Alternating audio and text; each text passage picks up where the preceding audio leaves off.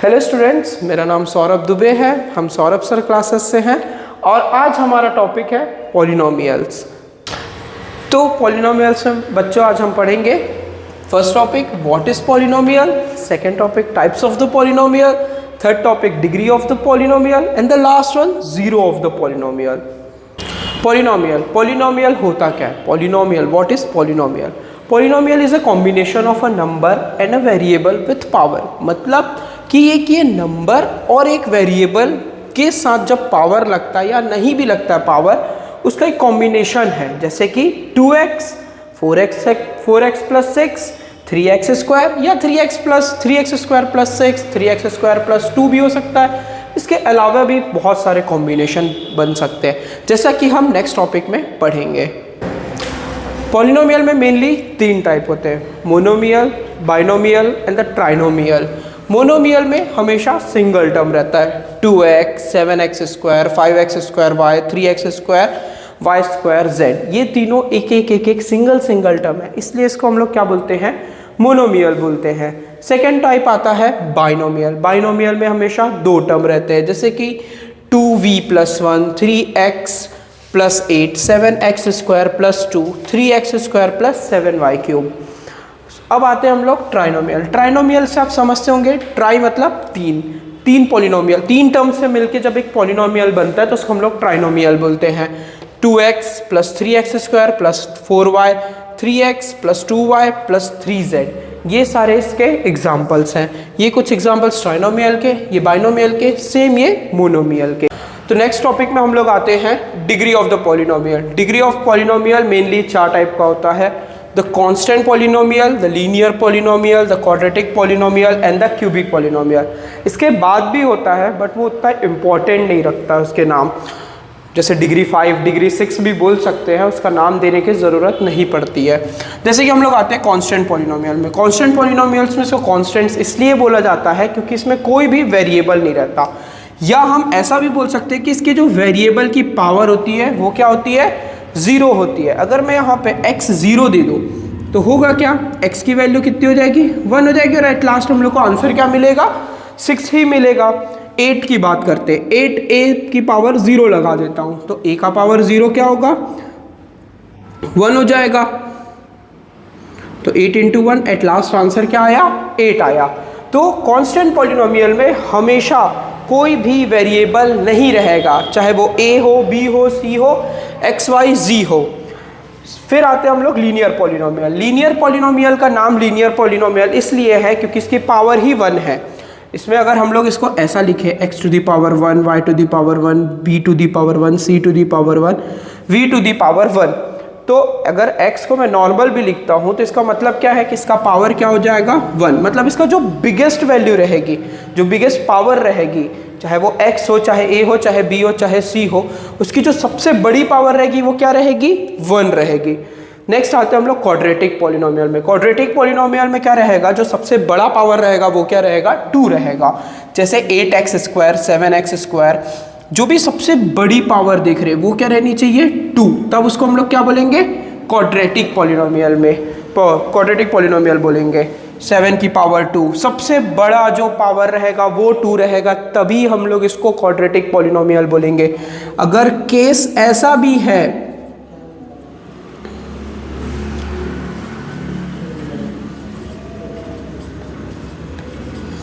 तब भी ये क्वाड्रेटिक पॉलिनोमियल नहीं होगा। ये क्या होगा? क्यूबिक पॉलिनोमियल होगा, क्योंकि इसका सबसे बड़ा पावर 3 रहेगा। और इसी के साथ हम लोग नेक्स्ट टॉपिक पे आते हैं 6a का क्यूब, 2b का cube plus c square plus d। इसमें सबसे बड़ी पावर क्या देख रहे हो आप? 3 देख रहे हो। तो जब भी सबसे बड़ी पावर किसी भी वेरिएबल में पावर लगता है, फर्स्ट ऑफ ऑल एक चीज़ मैं बताना भूल गया था कि हमेशा वेरिएबल की पावर देखना है हमको। अगर यहाँ पे मैं 8 का स्क्वायर कर दूंगा तो इसकी कोई वैल्यू नहीं रहेगी, या तो फिर मैं 3 का पावर दे देता हूँ तो भी ये लीनियर पॉलिनोमियल ही रहेगा। क्यों लीनियर पॉलिनोमियल रहेगा? क्योंकि हम लोग को वेरिएबल का वो देखना है, पावर देखना है, इसका कोएफिशिएंट का पावर नहीं देखना है। अब जैसे हम लोग कुछ क्वेश्चंस लेते हैं, जैसे हो गया 2x square plus 5y plus c equals to 0। तो ये कौन सा टाइप है? ये है क्वाड्रेटिक पॉलिनोमियल। Quadratic polynomial. क्यों क्वाड्रेटिक पॉलिनोमियल हुआ? क्योंकि इसमें सबसे बड़ा पावर x में है जो कि पावर 2 है, इसलिए ये क्वाड्रेटिक पॉलिनोमियल हुआ। सेम एक एग्जांपल लेते हैं हम लोग, 3x² प्लस 8z का cube plus 2b। Random alphabets ले रहा हूँ मैं, कोई सीरीज में नहीं ले रहा हूँ। तो अब ये क्या हो गया? ये तो क्यूबिक हो गया। क्यों क्यूबिक हो गया? क्योंकि जो ये था सबसे बड़ी वो पावर थी वो किस में थी? z में, और z का पावर कितना है? 3 है, इसलिए ये क्या हुआ? क्यूबिक पॉलिनोमियल हुआ। सेम अगर हम लोग सिंपल एक नंबर लेते हैं 6, तो ये क्या हो जाएगा? एक कांस्टेंट हो जाएगा, या कांस्टेंट पॉलिनोमियल भी बोल सकते हो, सिर्फ कांस्टेंट भी बोल सकते हो, कोई दिक्कत नहीं है। अब हम लोग नेक्स्ट टॉपिक में आते हैं, zeros of the polynomial. The point where the polynomial become zero as the whole, मतलब कि एक ऐसा पॉइंट जहाँ पे हम लोग को p ऑफ x की वैल्यू क्या मिलेगी? 0 मिलेगी। तो हम लोग एक एग्जाम्पल देखते हैं इसका, जैसे p of x is equals to 2x plus 2 ले लेते हूँ, ठीक है। तो अब हम लोग को p ऑफ x की वैल्यू क्या रखना है कि 0 रखना है, कि हम x की वैल्यू निकाल सके, या x की वैल्यू ऐसा कुछ रखे कि p ऑफ x की वैल्यू हमें 0 मिले। तो हमको क्या करना पड़ेगा? x की वैल्यू फाइंड करना पड़ेगा। तो हम लोग क्या करते हैं, लेट p ऑफ x को हम लोग क्या लेते हैं? 0 लेते हैं, क्योंकि हमें 0 ऑफ द पॉलिनोमियल निकालना है। तो 0 इक्वल्स टू 2x प्लस 2 हुआ। अब इस 2 को हम ट्रांसपोज करेंगे तो क्या हो जाएगा? -2 इक्वल्स टू 2x। तो x इक्वल्स टू क्या मिलेगा? -2/2 which is equals to -1। So x equals to क्या हुआ हम लोग का? -1। अब इसी x इक्वल्स टू -1 को हम इसमें पुट करके देखते हैं। तो p ऑफ -1 निकाले हम, तो 2 into -1 plus 2 equals to -2 plus 2। तो देखो फिर भी वैल्यू क्या आई? 0 ही आई। आखिर क्या आई? 0 आई। तो ऐसा कुछ वैल्यू जिसमें हम x की वैल्यू पुट करें या p ऑफ x की वैल्यू 0 निकाले, उसको हम लोग बोलते हैं जीरो ऑफ द पॉलिनोमियल। ठीक है, अब आगे हम आते हैं, अगर if p of x equals to ax² plus bx plus c, अगर हमें px की value ax² plus bx plus c मिली हुई है और alpha and beta are the zeros of the polynomial, अगर अल्फ़ा एंड बीटा क्या है? जीरोज ऑफ द पॉलिनोमियल है, तो इसके आगे एक चीज़ आता है, सम ऑफ द जीरोज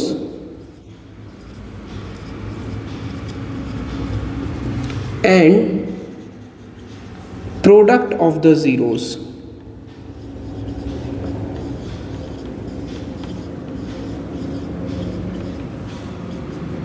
तो सम ऑफ द ज़ीरो क्या होगा? अल्फ़ा प्लस बीटा, जिसकी वैल्यू क्या होती है? -b/a।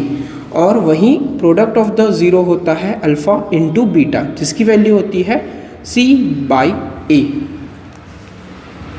तो अब एक क्वेश्चन उभर के आता है कि क्या अगर हमें सिर्फ अल्फ़ा प्लस बीटा और अल्फ़ा इंटू बीटा की वैल्यू दी हुई होगी तो क्या हम लोग इक्वेशन बना सकते हैं? हाँ, बना सकते हैं। एक फॉर्मूला होता है x² minus alpha plus beta x plus alpha beta equals to 0।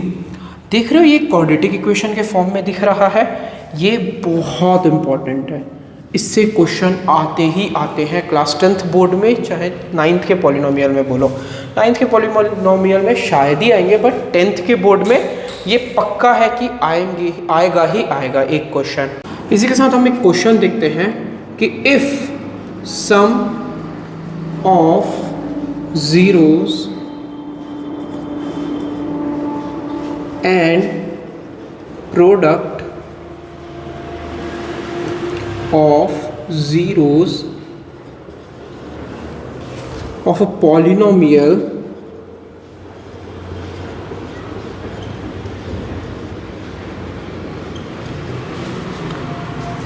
are 8 and 12 respectively,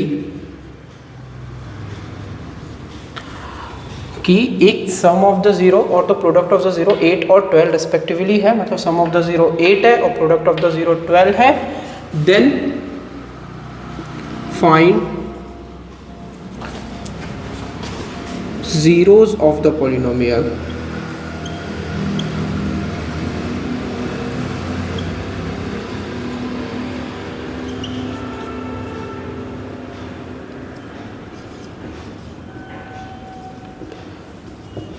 तो हम लोग को यहाँ पे सबसे पहले क्या दिया है, हम लोग को यहाँ पे दिया है सम ऑफ द ज़ीरो कितना है 8 और प्रोडक्ट ऑफ द ज़ीरो कितना है 12। तो सम ऑफ द ज़ीरो क्या होता है alpha plus beta which is equals to 8 and alpha into beta is equals to 12। ये हम लोग को दे दिया है। तो अब हम लोग को क्या करना है, इसको उस फॉर्मूला में पुट करना है। उसके तो उस फॉर्मूला से जो क्वाड्रेटिक इक्वेशन बनेगा उस क्वाड्रेटिक इक्वेशन के x की वैल्यू फाइंड करके हमको देना है। तो फॉर्मूला क्या है x square minus alpha plus beta x plus alpha beta, ये फॉर्मूला है। तो x square minus 8x plus 12 is equals to 0। तो अब हम लोग मिडिल टर्म स्प्लिटिंग करेंगे। मिडिल टर्म स्प्लिटिंग कैसे होगा 12 वन ज़ा 12 और 8 के टेबल में 12 कब आता है, हाँ सॉरी 12 किसके किसके टेबल में आता है।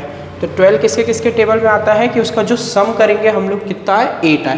तो 12 आता है 2 के टेबल में 6 के टेबल में, और 6 में से जब 8 माइनस करते हैं या 8 ऐड करते हैं, सॉरी जब 6 में से 2 को ऐड करते हैं तो कितना आंसर आता है 8 आता है। तो minus 6x minus 2x plus 12 is equals to 0। तो यहाँ पे देखो माइनस 6 इंटू माइनस 2 कर रहे हैं तो 12 आ रहा है, और माइनस 6 और माइनस 2 को जब ऐड कर रहे हैं तो कितना आ रहा है माइनस 8 आ रहा है। तो इसमें से अब इस पार्ट को बस लेंगे हम लोग, इस पार्ट को बस लेंगे, इसको दो हिस्से में सब बांट रहे हैं।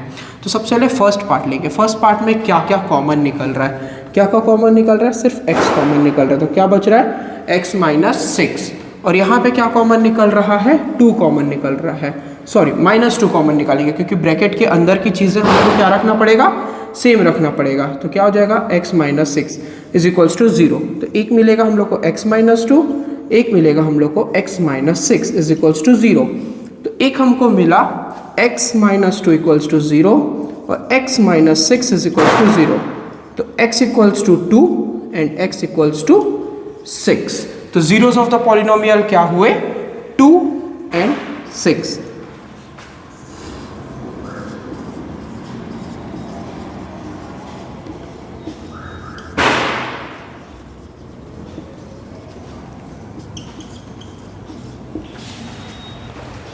और ये क्वेश्चन यहीं पे खत्म होता है। क्वेश्चन हम लोग देखते हैं, if alpha and beta, if alpha and beta are the zeros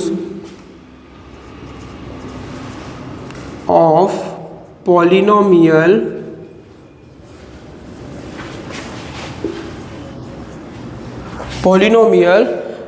p of x equals to 2x square minus 5x plus 7, then find the value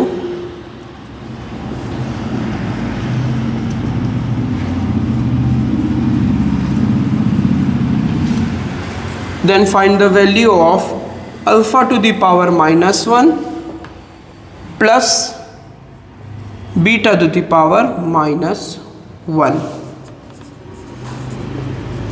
इसका हम पहले सॉल्यूशन देखते हैं।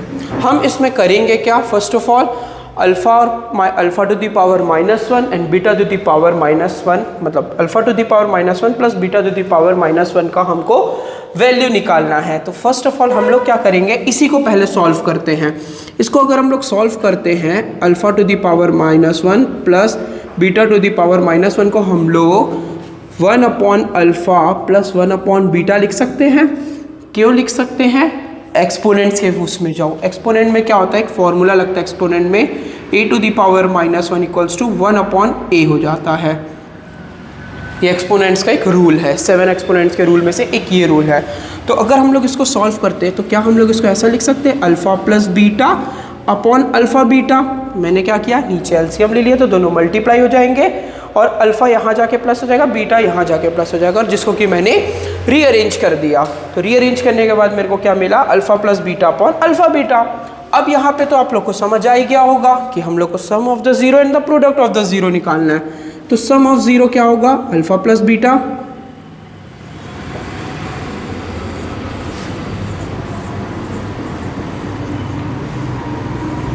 Alpha plus beta which is equals to minus b by a. Okay, अब आप लोग को ये पता चलेगा कि माइनस बी और ए की वैल्यू क्या है। तो मैं आप लोग को एक चीज़ ये बता दूं कि यहाँ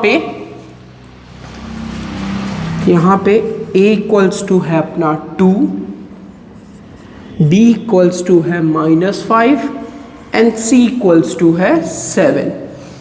ठीक है, तो अब बोलते हैं माइनस बी बाई ए, मतलब माइनस ऑफ -5 बाई ए की वैल्यू कितनी है 2। तो यहाँ पे हम लोग क्या लिखेंगे 2 विच इज इक्वल्स टू क्या हो जाएगा 5/2। क्या हो जाएगा 5/2। अब हम लोग आते हैं प्रोडक्ट ऑफ द जीरो में।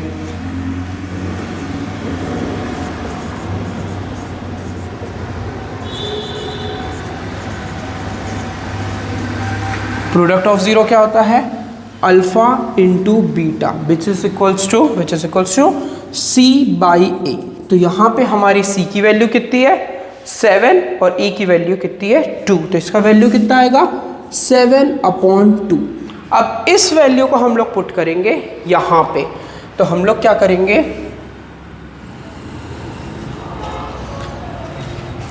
Alpha plus beta upon alpha beta which is equals to 5/2 upon 7/2। यहाँ पे क्या होगा, ये 2 कैंसिल हो जाएगा और आंसर क्या आया अपना 5/7। सो द वैल्यू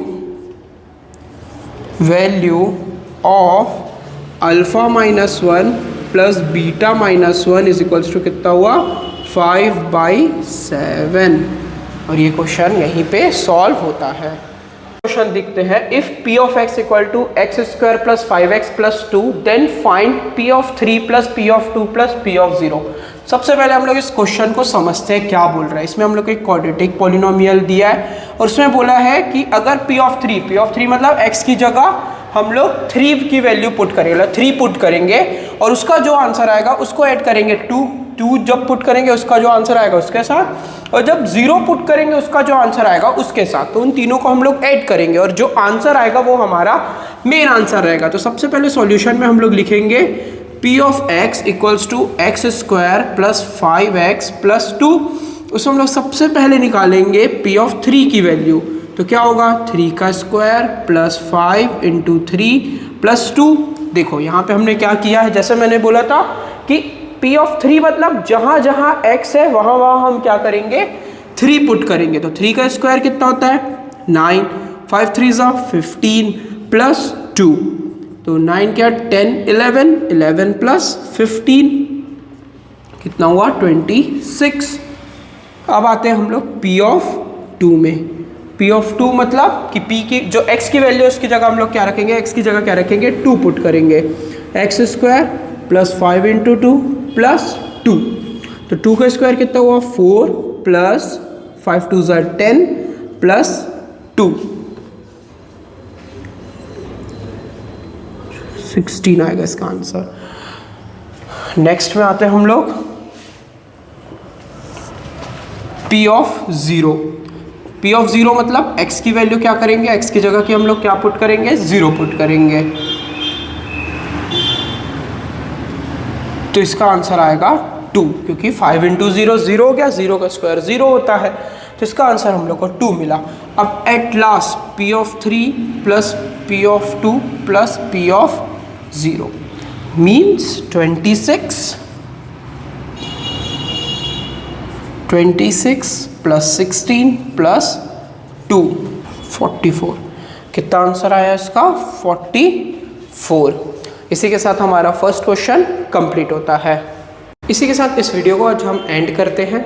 अगर आपको वीडियो पसंद आई होगी, do subscribe my channel and link the Instagram link is in my description. Do follow my page.